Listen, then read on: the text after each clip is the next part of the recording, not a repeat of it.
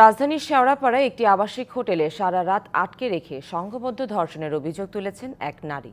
কাফরুল থানায় মামলাও করেছেন তিনি। তবে এই ঘটনাকে কেন্দ্র করে জন্ম নিয়েছেন নানা প্রশ্ন, যার সঠিক উত্তর না দিয়ে রহস্যজনক আচরণ করে পুলিশ। সব প্রশ্নের উত্তর এড়িয়ে গিয়েছেন মিরপুর জোনের সহকারী পুলিশ কমিশনার মাহমুদুল হোসাইন। 10-12 জন আরও আছে, মানে ও চিনে না, ঠিক আছে, চিনে না। রাত ভরিয়ার সাথে গণরোষণ আর ছাগল হচ্ছে বলে ওই যে গেট তালা মারছিল আর কি, ওকে রিসিভ করছে, এমনকি গেট তালা মারছে। আবাসিক হোটেলে তার বান্ধবীকে সারা রাত আটকে রেখে দল বেঁধে ধর্ষণ করা হয়েছে এমন অভিযোগ করেছেন এই নারী। 10-12 জনের একটি দল কৌশলে আবাসিক হোটেলে নিয়ে নির্যাতন চালায় বলে অভিযোগ করা হয়।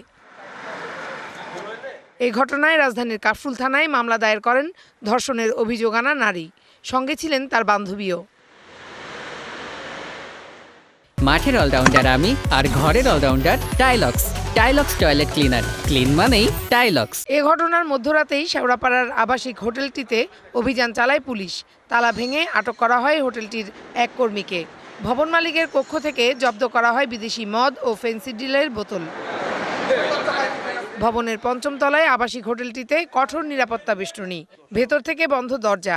বারবার চেষ্টা করেও যা ভাঙতে ব্যর্থ হয় ফায়ার সার্ভিস ও পুলিশ সদস্যরা।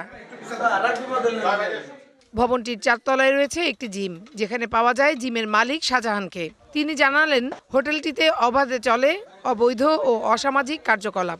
এটা আমরা জানালে কি হবে বাবা, আমাদের ক্ষমতা আছে। কতগুলো মেয়ে আসতো এখানে? এই 5-6টাই তো দিনে আসল মালিককে এইগুলা জানতো। শাহজাহানের কথাই মেলে আরেক চাঞ্চল্যকর তথ্য। অভিযানের আগের রাতেও হোটেলে এসেছিল পুলিশ। তার দাবি, হোটেলের অনৈতিক কর্মকাণ্ডের বিষয়ে অবগত পুলিশও। এসব বিষয়ে প্রশ্ন করলেও মুখ খুলতে নারাজ ঢাকা মহানগর পুলিশের মিরপুর জোনের সহকারী পুলিশ কমিশনার মাহমুদুল হোসাইন।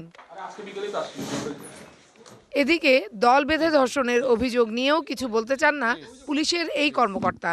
কথা বলতেছি ভাই, হোটেলে অনৈতিক কাজ হচ্ছে, এটা কি আপনাদের নলেজে ছিল কিনা? প্লিজ ভাই, কথা বলতেছি ভাই। আপনারা কি উত্তর দিবেন না? Farhana Juthi, DBC news, Dhaka. যেটা বলার আছে।